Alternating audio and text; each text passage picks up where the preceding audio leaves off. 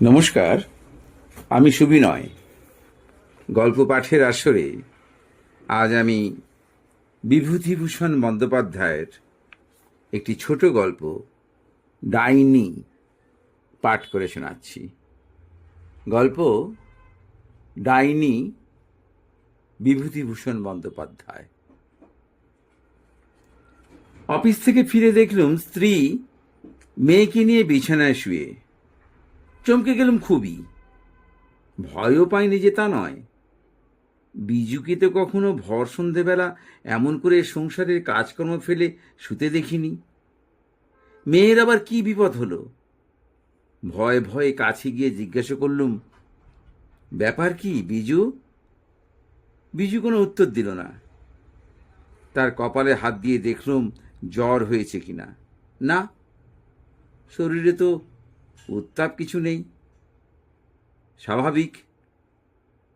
তবে স্ত্রীর কানের কাছে মুখ নিয়ে গিয়ে ডাকলুম, বিজু। এতক্ষণ পর বিজু কথা বললে।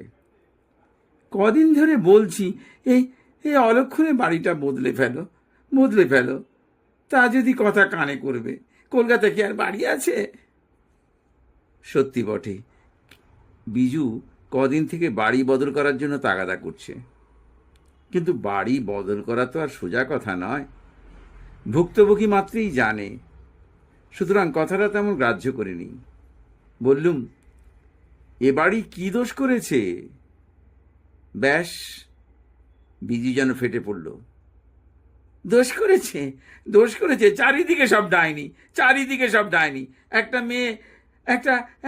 একটা মেয়ে নিয়ে যাও বা ঘর করছি, তা যদি ওদের সহ্যি হয়। ডাইনি?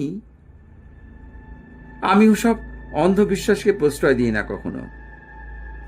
তা বিশ্বাস করবে কেন?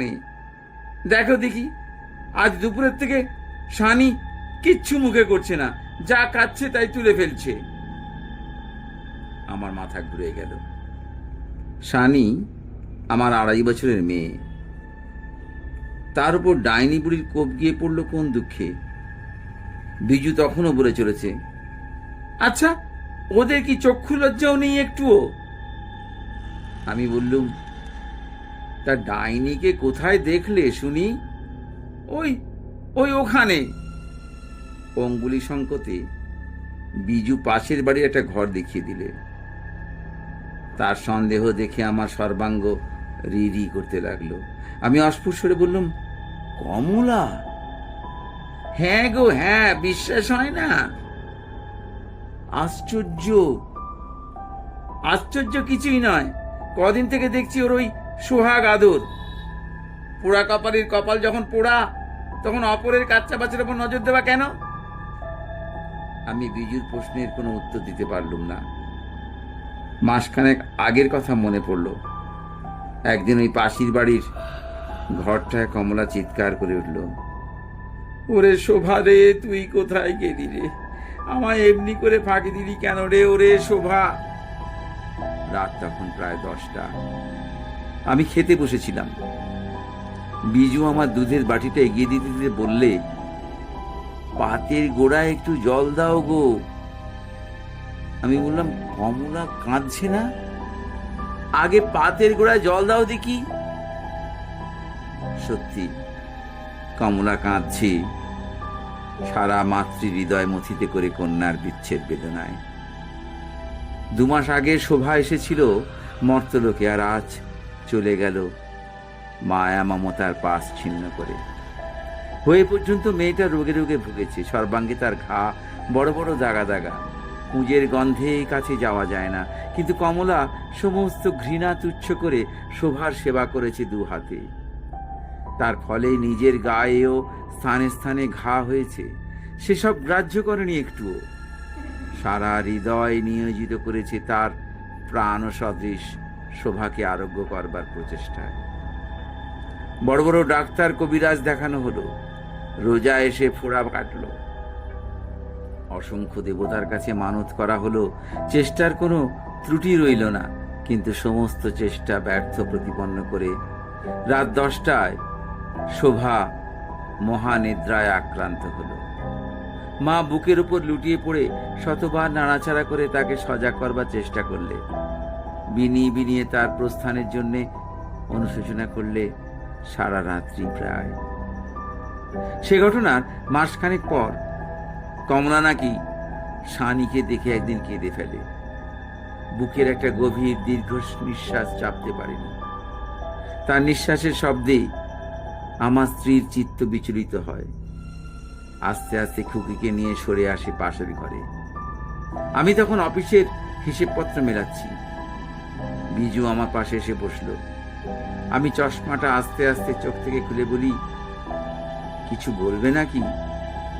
না, এমন কিছু নয়। আমি হাসি, বলি, তাহা ওই এমন সামান্য কিছু শুনি না কেন? সত্যি তোমার আবার এসবে বিশ্বাস হয় না? কৌতূহলী তো বাড়িয়ে দিচ্ছ কেবল।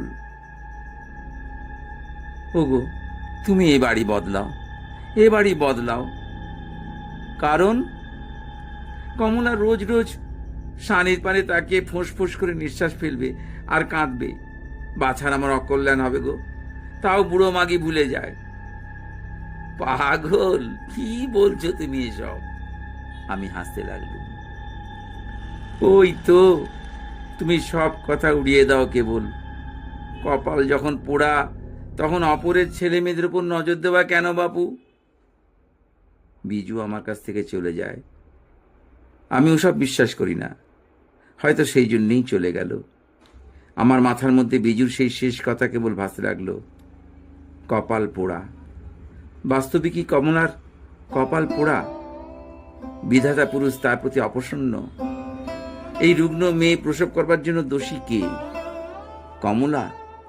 না, একটুও নয়। আমি জানি কমলার স্বামীর দুরারোগ্য সিফিলিস রোগ বর্তমান। এ কথাও জানি যে এই মহাপুরুষ প্রায় রাত্রিবেলা বাড়ি ফেরেন না। বাপ ঠাকুরদা অনেক পয়সা জমিয়ে গেছে, তাই ব্যয় করে সে ফুরিয়ে উঠতে পারছে না। তবুও লোকে দোষ দেবে কমলাকে। আমার স্ত্রীও তাই। সে অন্ধ, বধির। সে অকারণ পুরুষদের প্রতি সর্বদাই সদয়। কমলার স্বামীর দোষ সে দেখে না, কারণ পুরুষ পুরুষের শত্রু, আর নারী নারীর শত্রু। এহেন কমলা সানির হবার দিন সাতেক পরে প্রায় একটি প্রাণহীন মাংসপিণ্ড প্রসব করেছিল। নিজের ব্যর্থতার বেদনায় মুষড়ে পড়ে কমলা কেঁদেছিল, চিৎকার করেছিল। দুদিন বিছানা থেকে ওঠেনি, খায়নি, চোখ ফুলিয়ে ফেলল কেঁদে কেঁদে। তারপর একদিন নজর পড়ল সানির উপর। সানির পানে তাকিয়ে ওর ব্যর্থতার কথা পুনরায় স্মরণ হলো। পুনরায় যেন কি ওর ক্ষতে আঘাত করলো। নিজের অজ্ঞাতসারে একটি ব্যথিত দীর্ঘ নিঃশ্বাস ত্যাগ করলে। আমার স্ত্রী শিউরে উঠল। সে সানিকে নিয়ে সেখান থেকে চলে এলো।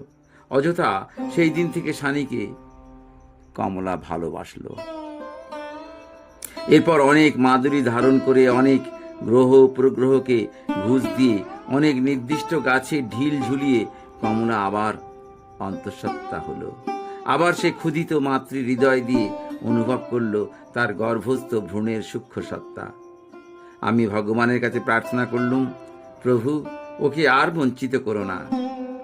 তিনি হয়তো আমার প্রার্থনা সাড়া দিলেন। কমলার আবার মেয়ে হলো। আবার সে তার পুরনো হাসি ফিরে পেল। মেয়েকে মানুষ করতে লাগলো বহু প্রয়াসে, কিন্তু এ খুকিও বাঁচলে না। তারাই পৃথিবীর আবহাওয়াটা সইল না। একথা আমি আগেই বলেছি।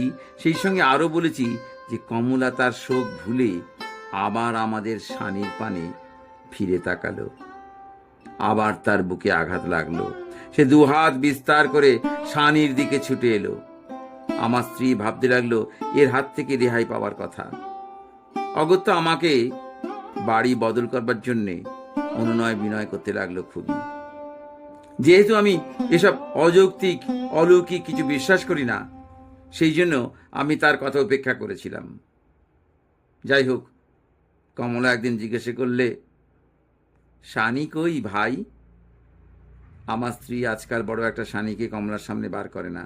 শানি তখন আরামে নিদ্রা যাচ্ছে। আমার স্ত্রী বললে, শানির অসুখ করেছে। আমি পাশেই চেয়ারে বসেছিলাম।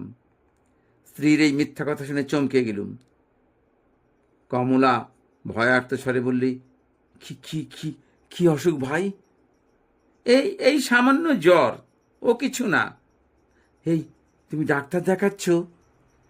না, দেখাবো দেখাবো। না ভাই, না ভাই, দেরি করো না একটু, ভালো ডাক্তার দেখাও গো। যে দিনকাল পড়েছে ফেলে রাখা একটু উচিত নয়। কমলা চলে গেল। ওর গলার স্বর ঈষৎ কম্পিত হলো। আমি বেশ বুঝতে পারলুম। আমি তখন স্ত্রীকে বললুম, এ মিথ্যে বলে কি লাভ হলো তোমার? তুমি থামো দেখি। সুতরাং আমি নীরব হই। আর স্ত্রী বলে চলে, 50 দিন বলছি বাড়ি বদল করো, বাড়ি বদল করো, সে কথা যদি গ্রাহ্য হয়। তার পরের দিন দুপুরবেলা কমলা নাকি এসেছিল আবার শানিকে দেখতে। শানির অসুখের খবর পেয়ে সে চুপ করে থাকতে পারেনি।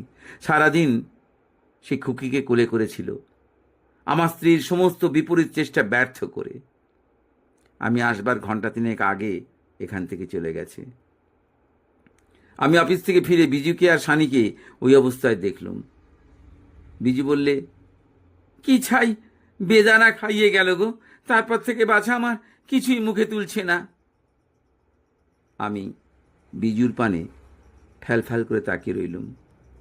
সে আমার হাত দুখানা চেপে ধরে করুণ সুরে বলল, তুমি তুমি আজই বাড়ি বদল করো, নয় নয় আমায় বাপের বাড়ি রেখে এসো।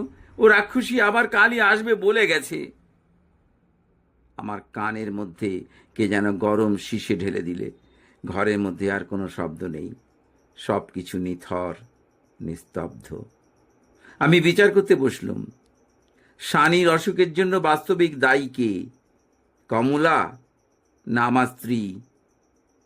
মিথ্যা একজনের বুকে আঘাত করলে বিধাতার বিচারালয়ে তার কি কোনো শাস্তি নেই? বিধির বিধান কি নিরর্থক শব্দ সমষ্টি মাত্র? এমন সময় অন্ধকারে নীর হারিয়ে একটা কাক কা কা কা রবে ডেকে উঠল। আমি আমি শানির গায়ে কপালে হাত বুলোতে লাগলুম। আমার বেশ মনে পড়ল কদিন ধরে শানির অনবরত টক লেবু খাবার কথা। শানির রোগের কারণ দিনের আলোয় প্রকাশিত হলো। ওই কচি মেয়ে অত অ্যাসিড সহ্য করতে পারে? ঠিক সেই মুহূর্তে ছাদের উপর একটি বিড়াল করুণ সুরে বিলাপ করতে লাগলো। সম্প্রতি তার একটি সন্তান মারা গেছে। আমার স্ত্রী চমকে উঠে আমায় অনুরোধ করলে, আগে আগে বিড়ালটাকে দূর করে এসো, আগে বিড়ালটাকে দূর করে এসো, আগে ওকে দূর করে দাও। আমি তার অনুরোধ শুনলাম না। বিজু কাঁদলো ফুলে ফুলে, তবে আমায় দূর করে দাও, আমি পথের ধুলো, আমি কেউ নই, আমায় গ্রাহ্য হয় না একটুও। একটু সুস্থ হয়ে শানিকে ডাক্তার বাড়ি নিয়ে গেলুম। ডাক্তার 1 ডোজ ওষুধ দিলে, সেটা খাইয়ে দিলুম যথাসময়। বিজু সারা রাত্রি মেয়েকে বুকে করে নিয়ে রইল, আর আমার অবিশ্বাস দেখে দুঃখ প্রকাশ করলে। বললুম, পীরের কাছ থেকে জল পোড়া নিয়ে এসো, তা হলো না। ডাক্তার বুদ্ধি কি এসব সারাতে পারে? কিন্তু বিজুর কথাই মিথ্যা হলো। ডাক্তার আশ্চর্য রকমে শানিকে নিরাময় করলে। সকালবেলা শানি আবার তার সহজ সরল পূর্ব স্বাস্থ্য ফিরে পেল। আবার সে খেতে লাগলো, হাসতে লাগলো। আমি মনে মনে হাসলুম। বুজরুকি, অলৌকিক, পীর বাবা এসব কিছুই নয়। বিজুকে বললুম, ডাইনির হাত থেকে যখন শানি রেহাই পেল, তখন কমলাকে ক্ষমা করে দিও। বিজুর যেন অসহ্য হলো আমার কথা। বললে, মাইরি বলছি, তুমি আমায় পাগল করে দেবে। কালকের মধ্যে যদি না বাড়ি বদলাও, তাহলে সত্যি সত্যি আমি বাপের বাড়ি চলে যাব। অগত্যা সংসারের শান্তি বজায় রাখবার জন্য সেই শনিবার দিনই রাত্রে বাড়ি ঠিক করে ফেললুম। পরের দিন জিনিসপত্র নিয়ে উঠে গেলুম নতুন বাসায়।